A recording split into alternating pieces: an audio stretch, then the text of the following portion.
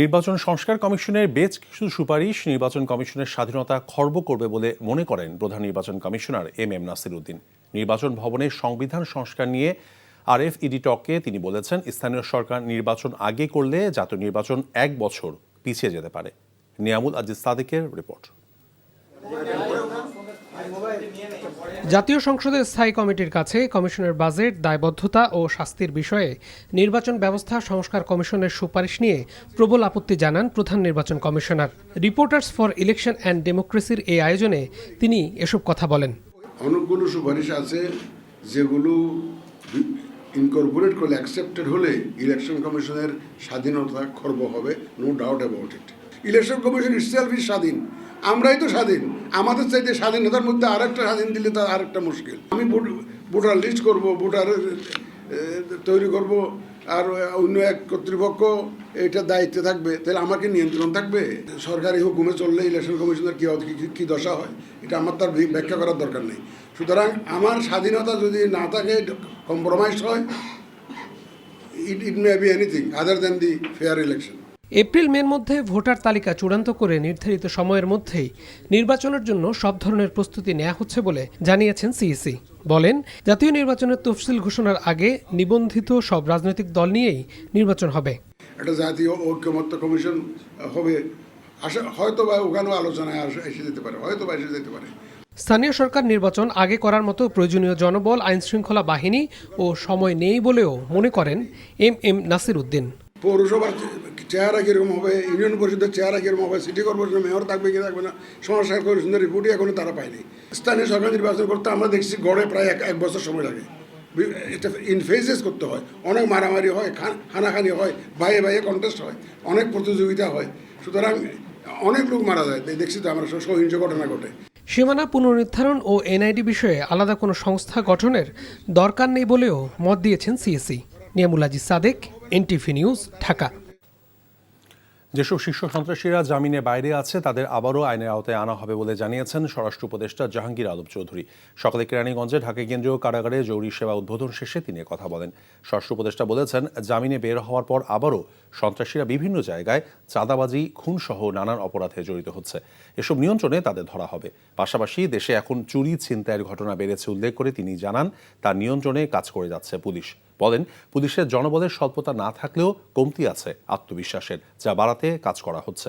এক প্রশ্নের জবাবে স্বরাষ্ট্র উপদেষ্টা বলেন, 5 আগস্ট জেল ভেঙে পালানো আসামিদের মধ্যে এখনও 700-র মতো পলাতক রয়েছে, যাদের ধরতে অভিযান অব্যাহত রয়েছে।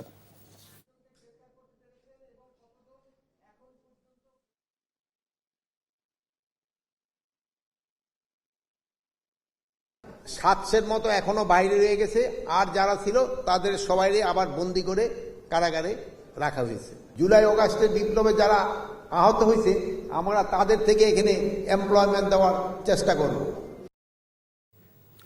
জাতীয় নির্বাচন ছাড়া অন্য কিছু চিন্তা করার সুযোগ নেই উল্লেখ করে অন্তর্বর্তী সরকারকে নির্বাচন পর্যন্ত নিরপেক্ষভাবে কাজ করার আহ্বান জানিয়েছেন বিএনপির স্থায়ী কমিটির সদস্য আমির খসরু মাহমুদ চৌধুরী।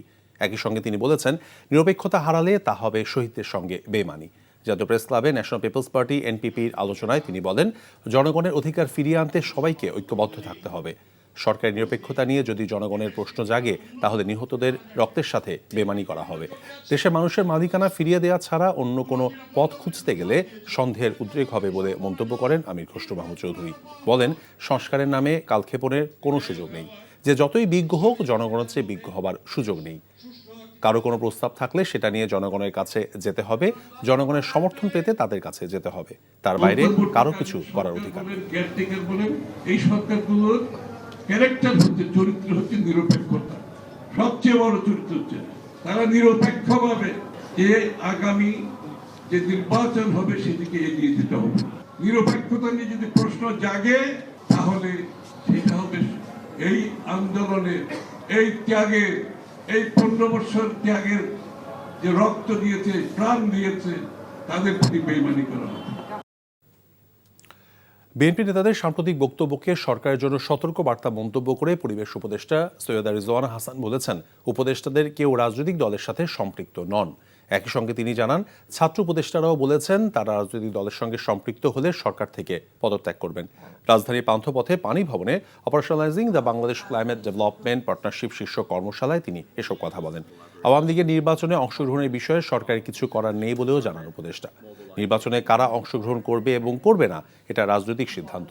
রিজওয়ান হাসান বলেন, মুক্তিযুদ্ধকে কেউ প্রশ্নবিদ্ধ করবে না, ঘোষণাপত্রে মুক্তিযুদ্ধকে অবজ্ঞা করা হবে না।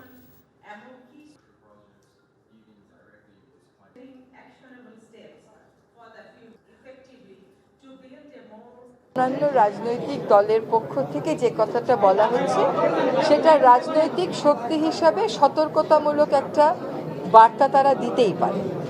উপদেষ্টা পরিষদের কেউ রাজনৈতিক দল গঠন করছেন উপদেষ্টা পরিষদের থেকে, এটা আমার জানা নেই।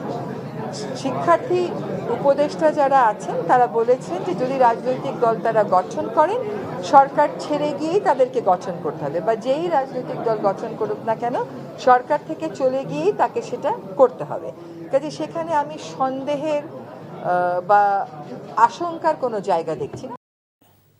জীবাশ্ম জ্বালানি নির্ভর বিদ্যমান জ্বালানি মহাপরিকল্পনা integrated energy and power master plan অনতিবিলম্বে বাতিল করার দাবি জানিয়েছে টিআইবি। সকালে মানিক মিয়া অ্যাভিনিউয়ে জাতীয় সংসদের সামনে আন্তর্জাতিক ক্লিন এনার্জি দিবস 2025 উপলক্ষে আয়োজিত মানববন্ধনে দাবি জানান ট্রান্সপারেন্সি ইন্টারন্যাশনাল বাংলাদেশ টিআইবি নির্বাহী পরিচালক ডক্টর ইফতেখারুজ্জামান। মানববন্ধনে তিনি বলেন, জ্বালানি মহাপরিকল্পনা বাতিল করে জীবাশ্ম জ্বালানির ব্যবহার হ্রাস এবং জ্বালানি মিশ্রণে নবায়নযোগ্য জ্বালানির পরিমাণ বৃদ্ধি এমন মূলনীতির উপর ভিত্তি করে নতুন মহাপরিকল্পনা তৈরি এবং কার্যকর করতে হবে। তাছাড়া জ্বালানি খাতে স্বচ্ছতা এবং জবাবদিহিতা নিশ্চিতের দাবি জানানো হয় মানববন্ধন থেকে।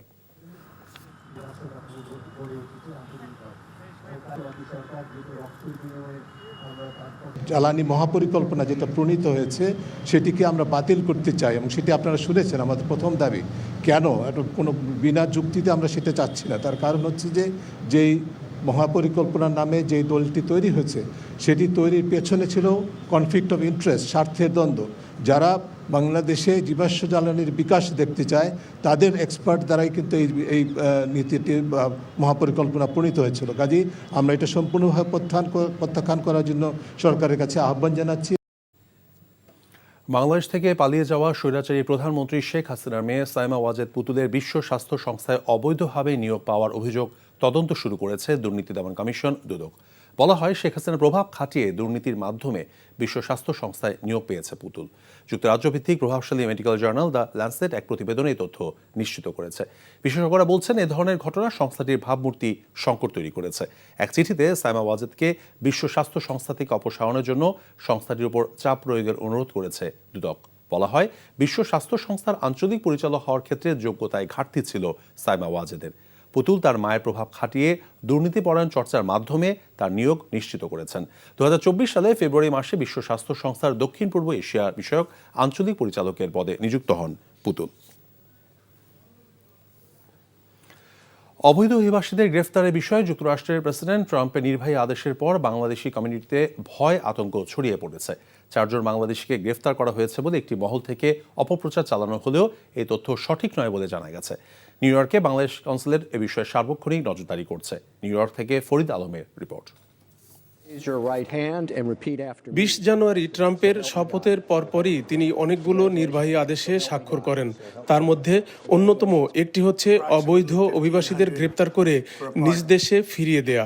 এই ঘোষণার পর নিউ ইয়র্কে বসবাসকারী বাংলাদেশি কমিউনিটিতে কেউ গ্রেপ্তার না হলেও একটি মহল একাধিক ব্যক্তিকে গ্রেপ্তারের খবর ছড়িয়ে দেয়। এ নিয়ে কমিউনিটিতে ক্ষোভের সৃষ্টি হয়। তবে সরেজমিন ঘুরে প্রচণ্ড ঠান্ডার মধ্যেও স্থানীয় মসজিদে মুসল্লিদের স্বাভাবিক উপস্থিতি দেখা গেছে। হোটেল রেস্তোরাঁগুলোতেও দেখা গেছে ভিড়। সাধারণ মানুষ এ ধরনের অপপ্রচারে কান না দিয়ে প্রয়োজনীয় আইডি সাথে রাখা উচিত বলে মনে করেন। কিছু লয়ার বলেন বা কিছু মানুষ বলেন না জেনে এটাকে একটা গুজব বলে মানুষের ভিতরে আতঙ্ক ছড়াচ্ছে। এটা আসলে ঠিক না। যারা এখানে অবৈধ যারা আছে অযথা ঘোরাঘুরি না করে নিরাপদ জায়গায় থাকা উচিত এবং এত প্যানিক হওয়ার কিছু নাই। গত কয়েকদিন নিউ ইয়র্কের বাংলাদেশে অধ্যুষিত Jamaica, Jackson Heights, Brooklyn, Bronx, Ozone Park ও বাফেলোতে সবাই নিরাপদে আছেন বলে জানা গেছে। বাংলাদেশি ব্যবসায়ীদের প্রাণকেন্দ্র জ্যাকসন হাইটসের অধিকাংশ ব্যবসা প্রতিষ্ঠানের মালিকই বাংলাদেশি।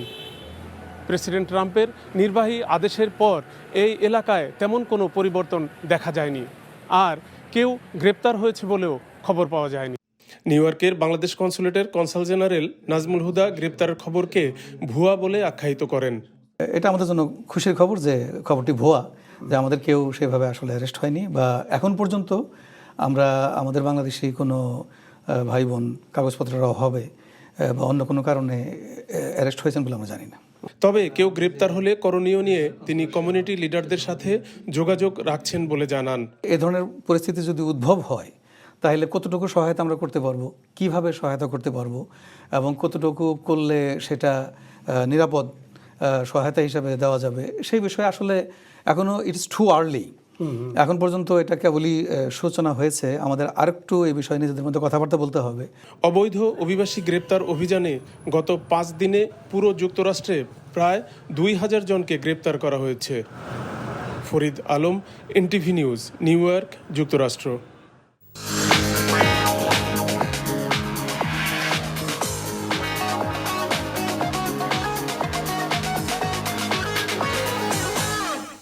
নগদ নিবেদিত অর্থনীতির খবর। ভ্যাট নির্ধারণের পর নিত্যপণ্য কিনতে মানুষের কষ্ট হলেও অর্থনীতি সচল রাখতে সেটা করতে বাধ্য হচ্ছে সরকার। আন্তর্জাতিক কাস্টমস দিবসের অনুষ্ঠানে এই কথা বলেছেন অর্থ উপদেষ্টা ডক্টর সালাউদ্দিন আহমেদ। আর এনবিআর চেয়ারম্যান আব্দুর রহমান খান বলেছেন, ঋণের দায় শোধ করতেই বেশিরভাগ আয় শেষ হয়ে যাচ্ছে। রাজস্ব ভবনে কাস্টমস দিবসের আলোচনায় তারা এসব কথা বলেন। নিয়ামুল আজিজ সাদেকের আরেকটি রিপোর্ট।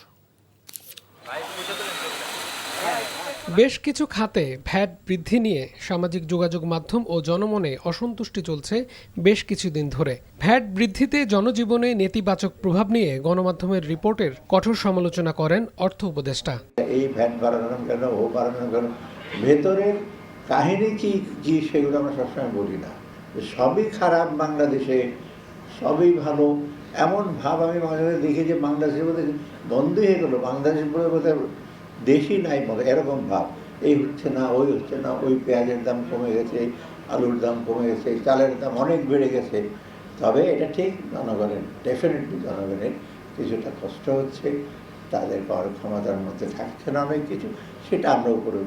তার মানে ইচ্ছাকৃতভাবে তো করছে না। যে জাতীয় কাস্টমস দিবস উপলক্ষে আগারগাঁওয়ের রাজস্ব ভবনে এনবিআর চেয়ারম্যান বলেন, বিগত সরকারের নানা প্রকল্পের ঋণ শোধ করতেই সরকারের প্রায় সব আয় শেষ হয়ে যায়।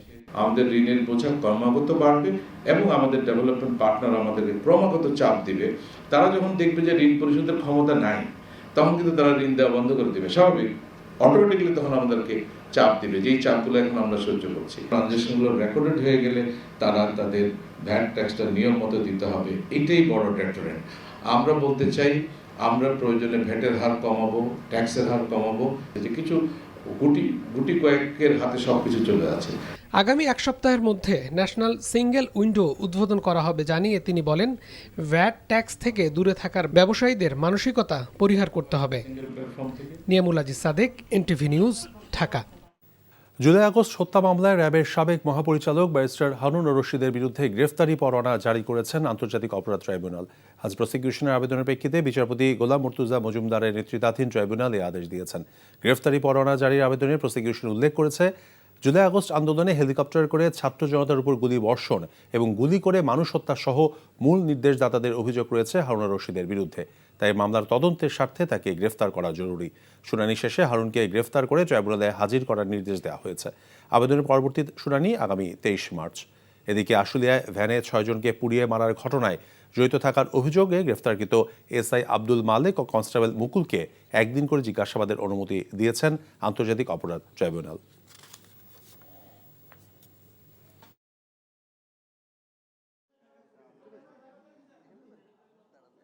ছাত্র জনতাকে নির্মূল করার জন্য যে পরিকল্পনা এবং পরিকল্পনা বাস্তবায়ন, সেটা তিনি করেছিলেন হারুন রশিদ তার অধীনস্থ অফিসারদেরকে ব্যবহার করে।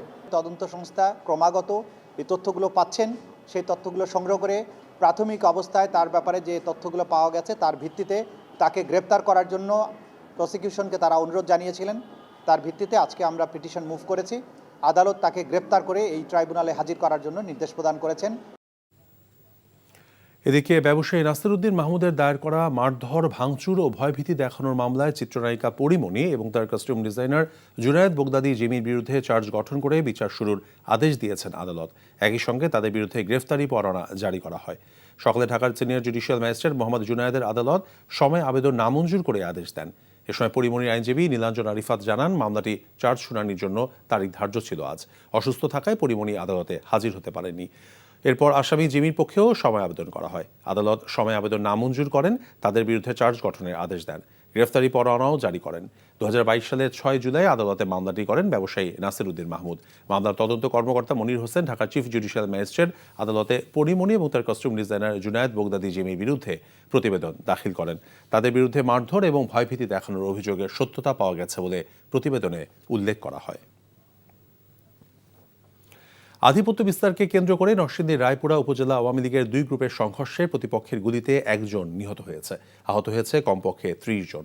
পুলিশ এলাকাবাসী জানায়, আধিপত্য বিস্তারকে কেন্দ্র করে সকালে উপজেলার দুর্গম চরাঞ্চল বাঁশগাড়ি ইউনিয়নে আওয়ামী লীগের সাবেক চেয়ারম্যান আশরাফুল ইসলাম এবং বর্তমান চেয়ারম্যান জাকির হোসেনের মধ্যে দ্বন্দ্ব চলছিল।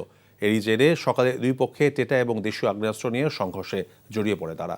প্রতিপক্ষের ছোড়া গুলিতে গুলিবিদ্ধ হয়ে নিহত হন আশরাফুলের সমর্থক আলমগীর হোসেন আলম। উভয় পক্ষে 30 জন আহত হয়েছে। আহতদের উদ্ধার করে বিভিন্ন হাসপাতালে ভর্তি করা হয়। পরিস্থিতি নিয়ন্ত্রণে আনে পুলিশ।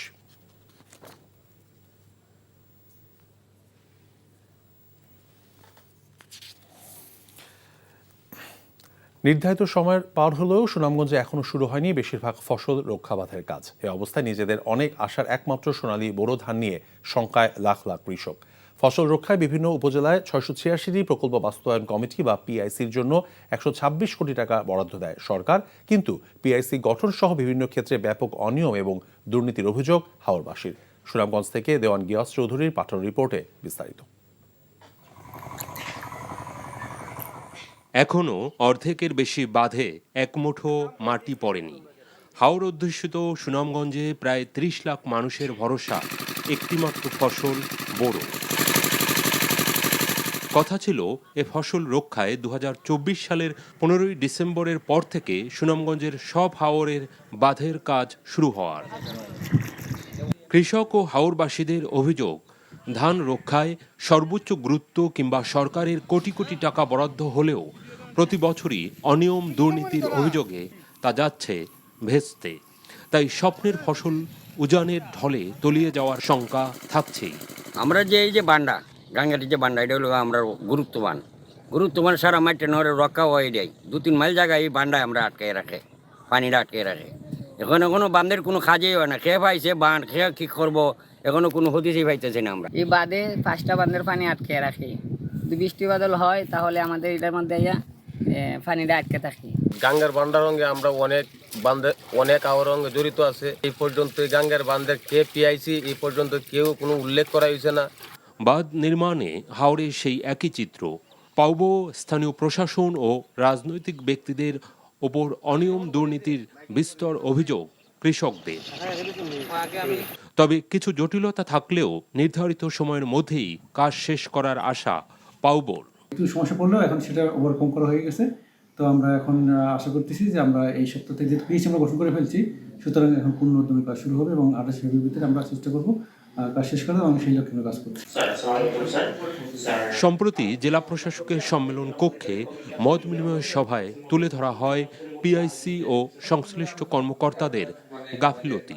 এখনো কোন ধরনের উন্নয়ন বাজে কোনো উন্নতি নেই কাজে। এখন এই মুহূর্তে আমরা মনে হয় যে এসওসাবরা ইউনো সাহেব বা পানি উন্নয়ন বোর্ডের যারা আছেন, আমার মনে হয় বৃষ্টি অপেক্ষা করতেছেন যে পানি আসলে আর বাদ দেওয়ার আর প্রয়োজন নেই। যারা এই কাজগুলা করছেন, যে পদ্ধতিতে এই কাজগুলা দ্রুত আদায় করা যায় তার ব্যবস্থা নেবেন। আমি মিন করছি যারা পানি উন্নয়ন বোর্ডের প্রকৌশলী আছেন, ওনারা এই বিষয়ে কার্যকর উদ্যোগ নেবেন। চলতি বছর সুনামগঞ্জে 1.5 শতাধিক হাওরে 2,23,041 হেক্টর জমিতে আবাদ হয়েছে বোরো। কিন্তু 12 উপজেলায় বাঁধ নির্মাণে কচ্ছপ গতিতে ফসল রক্ষা নিয়ে অনিশ্চয়তায় কৃষকরা। NTV news desk. অবকাঠামো সহ বাংলাদেশের অর্থনৈতিক অগ্রযাত্রায় চীনের গুরুত্বপূর্ণ ভূমিকা রয়েছে উল্লেখ করে জামায়াতে ইসলামীর আমির ডাক্তার শফিকুর রহমান বলেছেন, চীনের সাথে বাংলাদেশের সম্পর্ক আরও মজবুত করতে হবে। সকালে গাজীপুরে কালিয়াকৈর উপজেলার শফিপুর বাজার সংলগ্ন এলাকায় চীনা দূতাবাসের সহায়তায় শীতার্ত মানুষের মাঝে কম্বল বিতরণকালে তিনি একথা বলেন। এর আগে চীনা রাষ্ট্রদূত H.E. ইয়াওয়েন অনুষ্ঠানস্থলে উপস্থিত হলে স্থানীয় স্কুলের শিক্ষার্থীরা ফুল দিয়ে অভ্যর্থনা জানায়। শীতবস্ত্র বিতরণের পাশাপাশি জামায়াতে ইসলামের পক্ষ থেকে প্রতিটি পরিবারকে চাল, ডাল, তেল, চিনি সহ নিত্য প্রয়োজনীয় পণ্যের একটি করে ফুড প্যাকেট বিতরণ করা হয়। চায়নার সরকার ইতিমধ্যেই বাংলাদেশে অনেকগুলা কল্যাণমূলক কাজের পদক্ষেপ নিয়েছেন। আমরা আশা করব চাইনিজ ভাষা শিক্ষারও একটা উচ্চতর একাডেমি তারা এখানে গড়ে তুলবেন, যাতে করে আমাদের পরবর্তী জেনারেশন বা ভবিষ্যৎ প্রজন্ম চায়নার সাথে আরও বেশি ঘনিষ্ঠ সম্পর্ক গড়ে তুলতে পারে। চট্টগ্রাম শাহ আমানত আন্তর্জাতিক বিমানবন্দরে অবৈধভাবে আনা বিপুল পরিমাণ মোবাইল ফোন জব্দ করেছে শুল্ক গোয়েন্দারা। সকালে শারজাহ থেকে আসা বাংলাদেশ বিমানের একটি ফ্লাইট থেকে এসব ফোন সেট উদ্ধার করা হয়। বিমানবন্দরের জনসংযোগ কর্মকর্তা প্রকৌশলী মোহাম্মদ ইব্রাহিম খলিল জানান, যৌথ অভিযানে একটি ট্রলি ব্যাগ থেকে স্যামসাং ও নকিয়া ব্র্যান্ডের ৯৫টি মোবাইল ফোন উদ্ধার করা হয়। উদ্ধারকৃত ফোন সেটের মূল্য ১৮,৩০,০০০ টাকা হবে বলে জানান তিনি। জব্দকৃত পণ্য সামগ্রী বিমানবন্দর কাস্টমসের কাছে হস্তান্তর করা হয়েছে। প্রাথমিক ও গণশিক্ষা উপদেষ্টা ডাক্তার বিধান রঞ্জন রায় পোদ্দার বলেছেন, চলতি মাসের মধ্যে দেশের সব প্রাথমিক বিদ্যালয়ে বই দেওয়ার চেষ্টা করা হচ্ছে। দুপুরে চট্টগ্রাম সার্কিট হাউস মাঠে প্রশাসনের কর্মকর্তাদের সাথে প্রাথমিক শিক্ষার উন্নয়নের করণীয় বিষয়ে আলোচনার পর তিনি এসব কথা বলেন।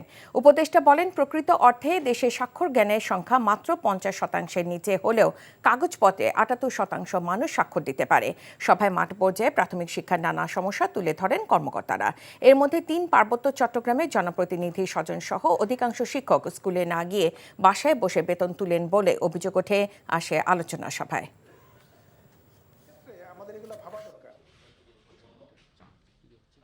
বইয়ের ক্ষেত্রে আপনারা সবাই জানেন যে আমরা চেষ্টা করে যাচ্ছি অনবরত। প্রাইমারির ক্ষেত্রে তা আমি বলতে পারি, এটা আমি আশা করি জানুয়ারির মধ্যে সম্পূর্ণ আমরা করতে পারবো। খুলনা বিশ্ববিদ্যালয়ের ছাত্র অর্ণব কুমার সরকারের হত্যার প্রতিবাদ এবং খুনিদের বিচারের দাবিতে নর্থ ওয়েস্টার্ন ইউনিভার্সিটি শিক্ষার্থীরা মানববন্ধন করেছে। অর্ণব সরকার এই বিশ্ববিদ্যালয়ের প্রাক্তন ছাত্র ছিল। নর্থ ওয়েস্টার্ন ইউনিভার্সিটির সামনে তেঁতুলতলা মোড়ে দুপুরে ঘণ্টাব্যাপী মানববন্ধন ও প্রতিবাদ সভা করে। কর্মসূচি থেকে শিক্ষার্থীরা দ্রুত খুনিদের গ্রেফতারের দাবি জানানো হয়। এদিকে গতরাতে নিহতের বাবা নীতিশ সরকার নগরীর সোনাডাঙ্গা থানায় মামলা দায়ের করেন। বরিশাল সিটি কর্পোরেশনের ১৬০ জন শ্রমিককে চাকুরিতে পুনঃবহাল করার দাবিসহ ৩ দফা দাবিতে সড়ক অবরোধ করেছে শ্রমিক ইউনিয়ন। এ সময় বিক্ষুব্ধ শ্রমিকরা বরিশাল সিটি কর্পোরেশনের মূল ফটকে তালা দিয়ে সিটি কর্পোরেশনের প্রধান নির্বাহী কর্মকর্তা সহ অন্যান্য কর্মকর্তা কর্মচারীদের অবরুদ্ধ করে রাখে। সড়ক অবরোধের ফলে নগরীর গুরুত্বপূর্ণ সড়ক চকবাজার এলাকায় যান চলাচল বন্ধ হয়ে যায়। শ্রমিকরা জানান, ১৬০ জনকে চাকুরি থেকে ছাঁটাই করা হয়। তাদের পুনর্বহাল করা সহ শ্রম আইন অনুযায়ী চাকরি স্থায়ীকরণ, বেতন বৈষম্য নিরসন এবং সকল ভাতা পরিশোধ করার দাবি জানান তারা। স্থায়ী ক্যাম্পাস নির্মাণের দাবিতে সিরাজগঞ্জে শাহজাদপুরে সড়ক অবরোধ ও বিক্ষোভ মিছিল করেছে রবীন্দ্র বিশ্ববিদ্যালয়ের শিক্ষার্থীরা। দুপুরে ঢাকা পাবনা মহাসড়কে শাহজাদপুরে বিসিক বাস স্ট্যান্ডে সড়ক অবরোধ করা হয়। ৩.৫ ঘণ্টা পর অবরোধ প্রত্যাহার করে নেয় শিক্ষার্থীরা। এর আগে বিক্ষোভ মিছিল বের করে শিক্ষার্থীরা। এ সময় শিক্ষার্থীরা বলেন, দীর্ঘ ৮ বছরে রবীন্দ্র বিশ্ববিদ্যালয়ের স্থায়ী ক্যাম্পাস নির্মাণের কাজ শুরু করা হয়নি। ইতোমধ্যেই 2টি ব্যাচ নিজস্ব ক্যাম্পাসে অবস্থান না করার অতৃপ্তি নিয়েই শিক্ষাজীবন সমাপ্ত করেছে। অতি দ্রুত স্থায়ী ক্যাম্পাস নির্মাণে কার্যকর উদ্যোগ গ্রহণ করা না হলে কঠোর কর্মসূচি ঘোষণা করা হবে। কুমিল্লায় অভিযান চালিয়ে বেশ কিছু দেশীয় অস্ত্রসহ 10 সন্ত্রাসীকে আটক করেছে সেনাবাহিনী। দুপুরে এক সংবাদ বিজ্ঞপ্তিতে সেনাবাহিনী জানায়, রাতে কুমিল্লা নগরীর বিভিন্ন এলাকায় অভিযান চালিয়ে তাদের আটক করা হয়। পরে তাদের কাছে থেকে 2টি পিস্তল, 6 রাউন্ড গুলি, 2টি রিভলভার, একটি রাশিয়ান পিস্তল সহ 9 রাউন্ড গুলি ও চাকু জব্দ করা হয়। পরে গ্রেফতারকৃতদের কোতোয়ালি থানায় হস্তান্তর করা হয়। কুষ্টিয়ার কুমারখালীতে বৈষম্য বিরোধী ছাত্র আন্দোলনে নিহতদের আত্মার মাগফেরাত কামনায় দোয়া ও শীতার্তদের মাঝে কম্বল বিতরণ করা হয়। সকালে শহরের আবেদ মোড়ে 5 শতাধিক গরিব অসহায় শীতার্ত মানুষের মাঝে কম্বল বিতরণ করেন প্রবাসী ও বিএনপি নেতা আব্দুস সামাদ খান। তিনি বলেন, বিদেশ থাকলেও প্রতিনিয়তই এলাকার গরিব অসহায় মানুষের জন্য কাজ করা হয়। এরই ধারাবাহিকতায় বৈষম্য বিরোধী ছাত্র আন্দোলনে নিহতদের আত্মার মাগফিরাত কামনায় দোয়া ও কম্বল বিতরণ করা হয়। নেত্রকোনায় ছন্দু মিয়া স্মৃতি ব্যাডমিন্টন টুর্নামেন্ট উদ্বোধন করা হয়েছে। পৌর শহরে ওয়েসেস বিয়াম ল্যাবরেটরি স্কুল মাঠে টুর্নামেন্ট উদ্বোধন করেন অতিরিক্ত পুলিশ সুপার সাহেবা আলী পাঠান। পরিচালনা কমিটির আহ্বায়ক আবদুল্লাহ আল মামুন খান রনির সভাপতিত্বে অনুষ্ঠানে বক্তব্য রাখেন জেলা বিএনপির সাবেক সভাপতি ও সাবেক সংসদ সদস্য বীর মুক্তিযোদ্ধা মোহাম্মদ আশরাফুদ্দিন খান। টুর্নামেন্টে মোট 64টি দল অংশগ্রহণ করে। জাতীয় নির্বাচন ছাড়া অন্য কিছু চিন্তার কোনো সুযোগ নেই জানিয়ে বিএনপি নেতারা বলছেন, নিরপেক্ষতা নিয়ে অন্তর্বর্তী সরকার প্রশ্নবিদ্ধ হলে তা হবে শহীদদের সাথে বেমানির শামিল। তারা বলেন, নির্বাচন দেয়াই অন্তর্বর্তী সরকারের প্রধান দায়িত্ব, অথচ তা বললেই উপদেষ্টাদের মুখ কালো হয়ে যায়। রাজধানীতে পৃথক অনুষ্ঠানে তারা এসব কথা বলেন। হাসান মাহমুদের রিপোর্ট। জাতীয় প্রেস ক্লাবে ন্যাশনাল পিপলস পার্টি এনপিপি আয়োজিত আলোচনায় বিএনপির স্থায়ী কমিটির সদস্য আমির খসরু মাহমুদ চৌধুরী বলেন, দেশের মানুষের মালিকানা ফিরিয়ে দেয়া ছাড়া অন্য কোনো পথ খুঁজতে গেলে সবার মনেই এই সরকারকে নিয়ে সন্দেহ জাগবে। সংস্কারের নামে কালক্ষেপণের সুযোগ নেই বলেও মন্তব্য তার। অন্তর্বর্তীকালীন সরকার বলেন, কেয়ারটেকার বলেন, এই সরকারগুলোর ক্যারেক্টার হচ্ছে, চরিত্র হচ্ছে নিরপেক্ষতা। সবচেয়ে বড় চরিত্র হচ্ছে তারা নিরপেক্ষভাবে যে আগামী যে নির্বাচন হবে সেদিকে এগিয়ে যেতে হবে। নিরপেক্ষতা নিয়ে যদি প্রশ্ন জাগে তাহলে সেটা হবে এই আন্দোলনের, এই ত্যাগের, এই 15 বছর ত্যাগের যে রক্ত দিয়েছে, প্রাণ দিয়েছে, তাদের প্রতি বেইমানি করা হবে। এদিকে ঢাকা রিপোর্টার্স ইউনিটি মিলনায়তনে জাতীয়তাবাদী মুক্তিযোদ্ধা দল আয়োজিত আলোচনায় হাফিজ উদ্দিন আহমেদ বলেন, নির্বাচনের জন্য যতটুকু সংস্কার দরকার তার জন্য 3 মাসই যথেষ্ট। দল করার অধিকার সবার রয়েছে, তবে তা ক্ষমতায় থেকে নয়। শেখ হাসিনার সাথে সাথে অপসংস্কার বিদায় নিয়েছে, এখন সংস্কার করার ন্যায্য অধিকারী হলো একটি নির্বাচিত গণপ্রতিনিধি। মনে হয় আমরা নির্বাচনের কথা বললে উপদেষ্টাদের মুখ কালো হয়ে যায়, মনে হয় কেন একটা অন্যায় দাবি দাওয়া আমরা করি। আমরা তো অন্যায় দাবি দাওয়া করছি না, তবে এটা অবশ্যই বলবো, কিংস পার্টি গঠন করবেন না। যারা রাজনীতি করতে চায় এই সরকার থেকে পদত্যাগ করে বাইরে গিয়ে তারা সরকার গড়ে তুলুন। নাতির বয়সী ছেলে যদি বিএনপি মহাসচিবের বিরুদ্ধে খোঁচা দিয়ে কথা বলে, এটি অত্যন্ত দুঃখজনক। বক্তারা বলেন, দেশ গঠনে ছাত্র জনতার সাথে রাজনৈতিক দলগুলোর ঐক্য জরুরি। এখন সীমান্তে আমার প্রতিবেশী দেশ আবার গন্ডগোল শুরু করেছে। Hasan Mahmud, NTV news, Dhaka. BNP নেতাদের সাম্প্রতিক বক্তব্যকে সরকারের জন্য সতর্কবার্তা মন্তব্য করে পরিবেশ উপদেষ্টা সৈয়দা রিজওয়ানা হাসান বলেছেন, উপদেষ্টাদের কেউ রাজনৈতিক দলের সাথে সম্পৃক্ত নন। আর আইন উপদেষ্টা আসিফ নজরুল বলেছেন, রাজনৈতিক দলগুলোর সঙ্গে সরকারের কোনো দূরত্ব নেই। দুপুরে রাজধানীতে আলাদা অনুষ্ঠানে তারা এসব কথা বলেন। নূর হোসেনের রিপোর্ট। রাজধানীর পানি ভবনে জলবায়ু পরিবর্তনজনিত অভিযোজন প্রশমন শীর্ষক কর্মশালার আয়োজন করে এশিয়ান ডেভেলপমেন্ট ব্যাংক এবং পানি সম্পদ মন্ত্রণালয়। এর উদ্বোধন শেষে সাংবাদিকদের বিভিন্ন প্রশ্নের জবাব দেন পরিবেশ, বন ও জলবায়ু বিষয়ক উপদেষ্টা সৈয়দা রিজওয়ানা হাসান। রাজনৈতিক দলের পক্ষ থেকে যে কথাটা বলা হচ্ছে সেটা রাজনৈতিক শক্তি হিসাবে সতর্কতামূলক একটা বার্তা তারা দিতেই পারে।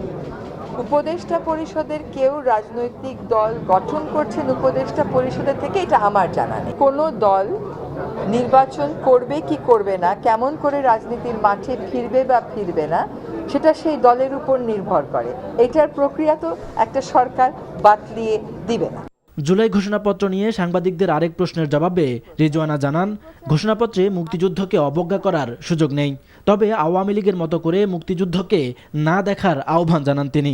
মুক্তিযুদ্ধকে অবজ্ঞা করা হয় এইটা বা অবজ্ঞা করা হবে এমন কোনো প্রক্রিয়ার সাথে কোনো বাংলাদেশি জড়িত থাকবে বলে আমি কিন্তু কোনো কারণেই মনে করি না। বরং মুক্তিযুদ্ধকে একটি বিশেষ দল তাদের ক্ষমতায় থাকার হাতিয়ার হিসেবে ব্যবহৃত করে জাতিকে বিভক্ত করেছিল।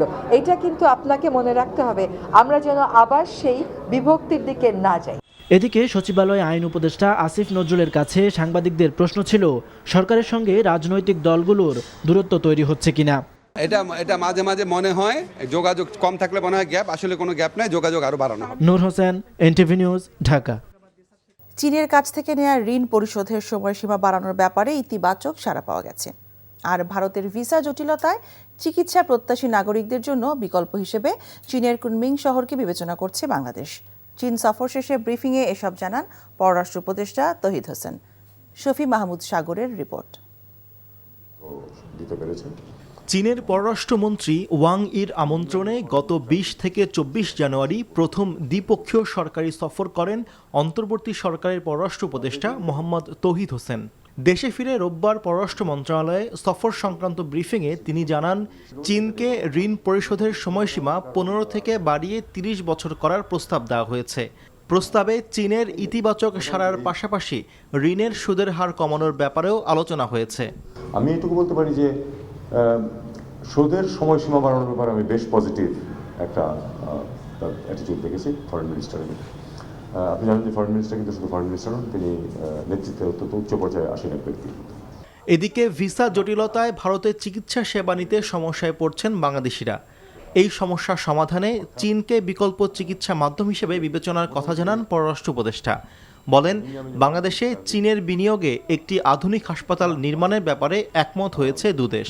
ভারতের সাথে চিকিৎসার জন্য যারা যেতেন তাদের একটু ভিসা নিয়ে সমস্যা হচ্ছে কিছুটা, যেহেতু হচ্ছে কাজেই একটা বিকল্প উৎস পেলে সুবিধা হয় এই হিসাবে কুনমিংকে চিন্তা করেছিলাম আমরা। এবং কুনমিংয়ের যে ডেপুটি গভর্নর উনি এসেছিলেন এবং ওখানে কথাবার্তা হয়েছে, তারা এই ব্যাপারে ২-৩টি হসপিটালকে আইডেন্টিফাই করেছে। ব্রহ্মপুত্র নদের উপর চীনের বাঁধ নির্মাণে বাংলাদেশের পক্ষ থেকে উদ্বেগ জানানো হয়েছে উল্লেখ করে পররাষ্ট্র উপদেষ্টা বলেন, তবে এই সফরে তিস্তা নদীর ব্যাপারে কোনো আলোচনা হয়নি। তিস্তার ব্যাপারে কোনো আলোচনা হয়নি, কারণ শফি মাহমুদ সাগর, এনটিভি নিউজ, ঢাকা। ট্রাম্প ক্ষমতায় আসলে বৈদেশিক আর্থিক সহযোগিতা নীতিতে পরিবর্তন আসবে, এমনটা প্রত্যাশিত ছিল উল্লেখ করে পররাষ্ট্র উপদেষ্টা মোহাম্মদ তৌহিদ হোসেন বলেন, নতুন বাস্তবতা পর্যবেক্ষণ করছে বাংলাদেশ। পররাষ্ট্র মন্ত্রণালয়ে এক প্রশ্নের জবাবে তিনি কথা বলেন। শনিবার যুক্তরাষ্ট্রের পররাষ্ট্র মন্ত্রণালয়ের নির্দেশে আগামী ৯০ দিনের জন্য সব মার্কিন বৈদেশিক সহায়তা কর্মসূচি সাময়িকভাবে বন্ধ করা হয়েছে। সে অনুযায়ী মার্কিন সাহায্য সংস্থা ইউএসএআইডির অর্থায়নে বাংলাদেশে বাস্তবায়নাধীন সব প্রকল্প ও কর্মসূচির ব্যয় অবিলম্বে বন্ধের নির্দেশনা দেওয়া হয়েছে। সংস্থাটির বাংলাদেশ কার্যালয়ের পরিচালক রিচার্ড বি অ্যারন চুক্তিবদ্ধ সব স্থানীয় উন্নয়ন সংগঠনের জন্য এই নির্দেশনা জারি করে চিঠি দেন। এই বিষয়ে পররাষ্ট্র উপদেষ্টা তৌহিদ হোসেন বলেছেন, ইউএসএআইডির অর্থায়ন বন্ধ হবে তা অনুমেয়ই ছিল। তারা সব ধরনের ফান্ডিং আপাতত কত ৬০ দিন না কত দিন ৯০ দিনের জন্য তারা বন্ধ রাখছে। এটা মোটামুটি কিন্তু প্রত্যাশিত ছিল। উনি কিন্তু নির্বাচনের আগে থেকে বলছিলেন যে উনি এগুলি বিবেচনা করবেন, নতুন করে দেখবেন।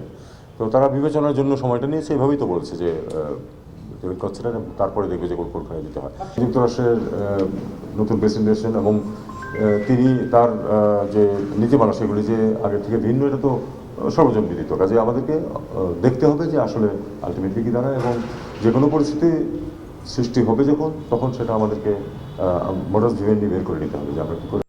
রোহিঙ্গা জনগোষ্ঠীর খাদ্য ও পুষ্টি কার্যক্রম পরিচালনার লক্ষ্যে মার্কিন সহায়তা অব্যাহত থাকবে বলে জানিয়েছেন প্রধান উপদেষ্টার উপ প্রেস সচিব অপূর্ব জাহাঙ্গীর। আর প্রেস সচিব শফিকুল আলম বলেছেন, কিছু তৈরি পোশাক কারখানায় ভাঙচুর বা বন্ধ হয়ে যাওয়ার কারণে এই খাতে তেমন প্রভাব ফেলবে না। আজ এক সংবাদ সম্মেলনে তারা এসব কথা বলেন। তাদের জন্য ইউএসএইড যে নিউট্রিশন এবং রিসোর্সেস প্রোভাইড করতো, ওইটার থেকে ওই এটা এক্সাম্পট হয়েছে, সো ওইটা জারি থাকবে, এটা আফেক্টেড হবে। আজকেও আমি একটা পত্রিকায় দেখলাম যে ৫১টা ফ্যাক্টরি বন্ধ হয়েছে। এখন ফ্যাক্টরি খুলবে, বন্ধ হবে, এটা হচ্ছে একটা ন্যাচারাল প্রসেস। কিন্তু আমার যখন গভর্নমেন্ট দেখে, সেটা হচ্ছে যে বাংলাদেশের এক্সপোর্ট কি বাড়ছে। বাংলাদেশের এক্সপোর্ট অগাস্টে সেপ্টেম্বরে বেড়েছে ৭%, অক্টোবরে 16 বা 18%, নভেম্বরে প্রায় 22%, ডিসেম্বরে 18%-এর মতো। তো আমাদের তো গ্রোথ তো সেই রকমই। এটা পুরো বাংলাদেশের ওভারঅল এক্সপোর্ট, বাংলাদেশের ওভারঅল ইকোনমিতে এদের মানে কন্ট্রিবিউশন খুবই মাইনিউস্কুল, একদমই কিছু না বলতে গেলে। সকল স্বতন্ত্র ইবতেদায়ী মাদ্রাসার জাতীয়করণের দাবিতে আজ শিক্ষকদের বিক্ষোভ কর্মসূচিতে লাঠিচার্জ ও জলকামান ছুড়ে ছত্রভঙ্গ করে দিয়েছে পুলিশ। এ সময় বেশ কয়েকজন শিক্ষক আহত হয়েছেন। দাবি আদায় না হওয়া পর্যন্ত শাহবাগে অবস্থান কর্মসূচি পালনের ঘোষণা দিয়েছেন আন্দোলনরত শিক্ষকরা। এদিকে প্রাথমিক বিদ্যালয়ের সহকারী শিক্ষক নিয়োগ 2018 প্রক্রিয়া দ্রুততর করতে প্রাথমিক শিক্ষা অধিদপ্তরের সামনে অবস্থান কর্মসূচি পালন করছেন চাকরি প্রত্যাশীরা। আবির আহমেদের রিপোর্টে দেখুন বিস্তারিত।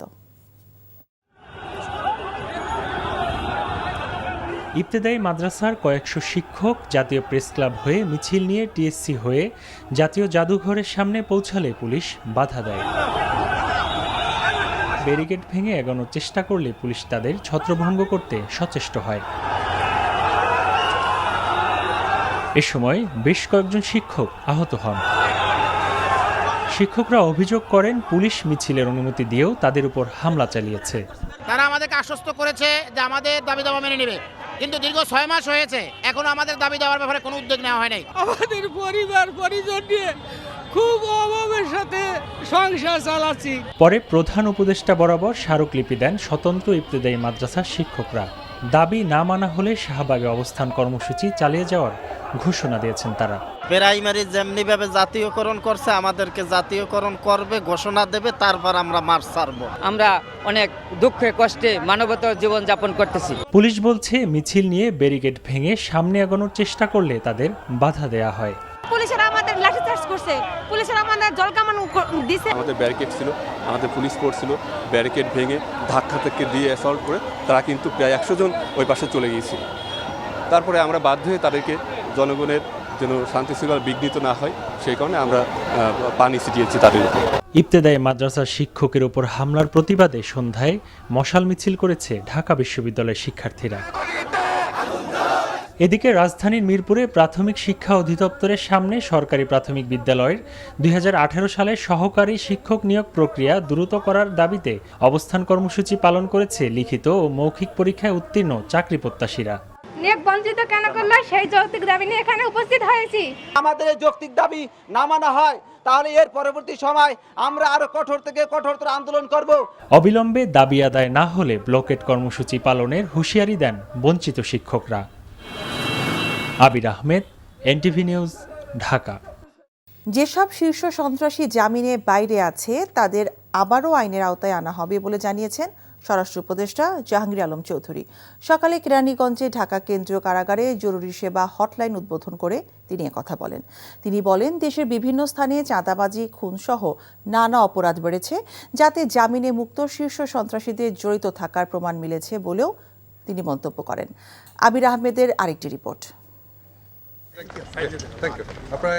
জরুরি সেবা হটলাইন উদ্বোধন করতে রোববার সকালে কেরানীগঞ্জে অবস্থিত ঢাকা কেন্দ্রীয় কারাগারে যান স্বরাষ্ট্র উপদেষ্টা জাহাঙ্গীর আলম চৌধুরী। এ সময় তাকে গার্ড অফ অনার প্রদান করা হয়। ঘুরে দেখেন কারাগার। পরে উদ্বোধন করা হয় কারাগারের জরুরি সেবা হটলাইন নম্বর। এখন থেকে এই সেবার মাধ্যমে ভোগান্তি ছাড়া বন্দীদের সাথে দেখা, ফোনে কথা বা খোঁজখবর নিতে হলে আগে থেকে যোগাযোগ করে সময় নিতে পারবেন স্বজনরা। আর এই সার্ভিসটিতে নিয়োগ দেওয়া হবে জুলাই আন্দোলনে আহত ব্যক্তিদের বলে জানান স্বরাষ্ট্র উপদেষ্টা। এই হটলাইনেও আমরা এই যে আমাদের যারা এই জুলাই অগাস্টের বিপ্লবে যারা আহত হয়েছে আমরা তাদের থেকে এখানে এমপ্লয়মেন্ট দেওয়ার চেষ্টা করব, তাদের একটা কর্মসংস্থানের জন্য এখানে সুযোগ হয় এটার ব্যবস্থা করব।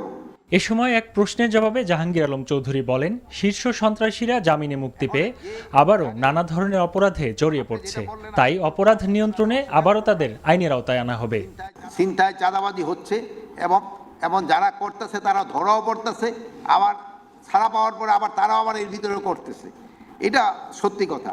তা আমরা চেষ্টা করতেছি এটা যে যতভাবে হোক কমায় আনার জন্য। যেই ধরা পড়বে তারই আইনের আওতায় নিয়ে আনা হবে। অপর এক প্রশ্নের জবাবে স্বরাষ্ট্র উপদেষ্টা বলেন, 5 আগস্ট জেল ভেঙে পালানো আসামিদের মধ্যে এখনো প্রায় 700 জন পলাতক আছে, যাদের ধরতে অভিযান অব্যাহত রয়েছে। Abir Ahmed, NTV news, Dhaka. July August হত্যা মামলায় র্যাবের সাবেক মহাপরিচালক ব্যারিস্টার হারুনা রশিদের বিরুদ্ধে গ্রেফতারি পরোয়ানা জারি করেছে আন্তর্জাতিক অপরাধ ট্রাইব্যুনাল। আজ প্রসিকিউশনের আবেদনের প্রেক্ষিতে বিচারপতি গোলাম মর্তুজা মজুমদারের নেতৃত্বাধীন ট্রাইব্যুনাল এই আদেশ দেন।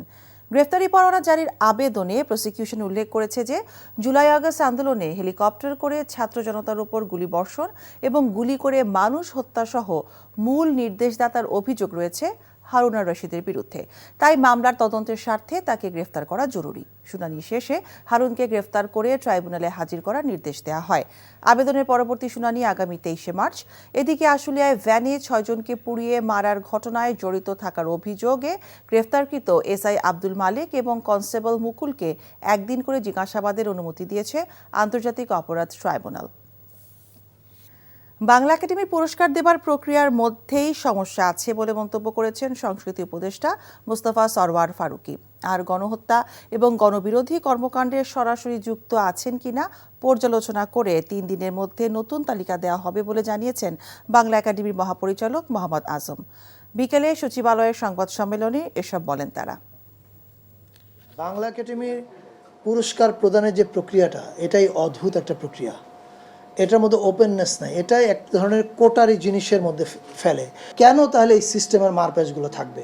তাহলে এটা পুরো একটা সংস্কারের দিকে যায় আমরা, স্টার্টিং ফ্রম এর পরিচালনা পদ্ধতি, নীতিমালা, যা যা করার প্রয়োজন, এটা যেন একটা জড়বস্তু হয়ে না থাকে। প্রধানত গত গণহত্যা এবং জনবিরোধী রাজনীতির সঙ্গে যদি কারো সরাসরি সংশ্লিষ্টতার কোনো প্রমাণ পায়, যে অভিযোগ আমাদের সামনে এসেছে, আমরা সেটা একটু খতিয়ে দেখছি, অনুসন্ধান করছি। যদি এই ধরনের সরাসরি সাক্ষ্য প্রমাণ পাওয়া যায় তাহলে নিশ্চয়ই আমরা সেটা বাতিল করব। আলোচিত মার্কিন কূটনীতিক ডোনাল্ড লুর পররাষ্ট্র দফতর অধ্যায়ের অবসান ঘটেছে। ডোনাল্ড ট্রাম্প যুক্তরাষ্ট্রের প্রেসিডেন্ট পদে শপথ নেওয়ার আগেই দক্ষিণ ও মধ্য এশিয়া বিষয়ক সহকারী সেক্রেটারি পদে তার মেয়াদের সমাপ্তি ঘটে। মার্কিন পররাষ্ট্র দফতরের ওয়েবসাইটে বিষয়টি নিশ্চিত করা হয়েছে। এতে এক বার্তায় বলা হয়, 2021 সালের 15 সেপ্টেম্বর থেকে সহকারী সেক্রেটারির দায়িত্ব পালন করে আসা লুর মেয়াদ 17 জানুয়ারি 2025 শেষ হয়েছে। পাকিস্তানের রাজনীতিতেও তার প্রভাব ছিল বলে মনে করা হয়। তাকে ইমরান খানের সরকারের পতনের কারিগর বলে মনে করে তার দল পিটিআই, যদিও তা বরাবরই নাকচ করেছে মার্কিন পররাষ্ট্র দফতর। দেশের ক্রিকেট ইতিহাসে অন্যতম কলঙ্কজনক দিন দেখল আজ। দুর্বার রাজশাহীর বিদেশি ক্রিকেটাররা পারিশ্রমিক না পাওয়ায় দিনের দ্বিতীয় ম্যাচে দলের সঙ্গে মাঠে না এসে নজির গড়ার পর কম যায়নি বিসিবি। নিজেদের বিপিএলের তৈরি নিয়ম ভেঙেছে নিজেরাই। একাদশে অন্তত 2 জন বিদেশি ক্রিকেটার খেলানোর নিয়মকে পাশ কাটিয়ে স্থানীয় একাদশের রাজশাহী দলকে মাঠে নামতে দিয়েছে তারা। নিলয় মজুমদারের রিপোর্ট। সেই দুপুর থেকেই শোনা যাচ্ছিল রাজশাহীর সব ক্রিকেটার মাঠে যাবেন না ঢাকার শেষ পর্বের ম্যাচ খেলতে। স্থানীয় ক্রিকেটাররা পারিশ্রমিক পাননি, বাদ যাননি বিদেশি ক্রিকেটার ও কোচিং স্টাফরাও। শেষ বেলায় সামাজিক যোগাযোগ মাধ্যমে চেকের খাম হাতে এনামুল হক বিজয়ের নেতৃত্বে খুশি মুখের স্থানীয় ক্রিকেটারদের ছবি দেখা গেলেও রায়ান বালদের দেখা যায়নি। বিসিবি সভাপতির অনুরোধ, স্থানীয় ক্রিকেটাররা রাখতে বাধ্য হলেও 6 বিদেশি ক্রিকেটারের সেটি রাখার বাধ্যবাধকতা ছিল না। তাদের ছাড়াই তাই হোটেল থেকে মিরপুর শেরেবাংলা স্টেডিয়ামে যায় দলটি। দলের ব্যবস্থাপনা পরিচালক ভ্যালেন্টাইন গ্রুপের শফিক রহমান কথা দিয়ে না রাখার একের পর এক উদাহরণ। সেখান থেকে ব্যতিক্রম হয়নি রোববারও। বারবার প্রতিশ্রুতি ভঙ্গ করার কারণে কেউই তার কথায় আস্থা রাখতে পারছেন না। বিপিএলের ইতিহাসে তাই প্রথমবার কোনো বিদেশি ক্রিকেটার ছাড়া মাঠে নেমেছে কোনো দল। নিজেদের নিয়ম নিজেরাই ভেঙেছে গভর্নিং কাউন্সিল ও বিসিবি। এমন কলঙ্কজনক এক ঘটনার পর তাই সতর্কবার্তা শোনানো ছাড়া আর কিছুই ছিল না বোর্ডের। ডেফিনেটলি তারা বিশ্বাসটা রাখেনি। এখন আমরা আপনি কতটুকু ছাড় দিবেন, তো এখন কতটা হচ্ছে সময় এসেছে যে we have to take action. আর শেষের দিকে তো বিপিএল এর যেটা আমাদের প্রপার্টি, এটা ক্রিকেট বোর্ডের প্রপার্টি। এটা ক্রিকেট বোর্ডের সুনাম, দেশের সুনামের জন্যে এই আমাদের যে কন্ট্রাক্ট অনুযায়ী যে অ্যাকশন নিতে হবে, এটা ইনশাল্লাহ মানে কঠিন থেকে কঠিনতর হতে পারে। শোনেন, আমি তো বললাম যে কঠিন তো মানে এটা তো আমি এখনো কন্ট্রাক্টটা সামনে থাকলে লাইন বাই লাইন বলে দিতে পারতাম, কিন্তু ওইটা দেখছে। বাট যেটা ফ্রেমওয়ার্কে যে অ্যাকশন নিতে হবে সেই অ্যাকশন হবে। রাজশাহীর এই ঘটনা ফ্র্যাঞ্চাইজ ক্রিকেটের ইতিহাসই বিরল।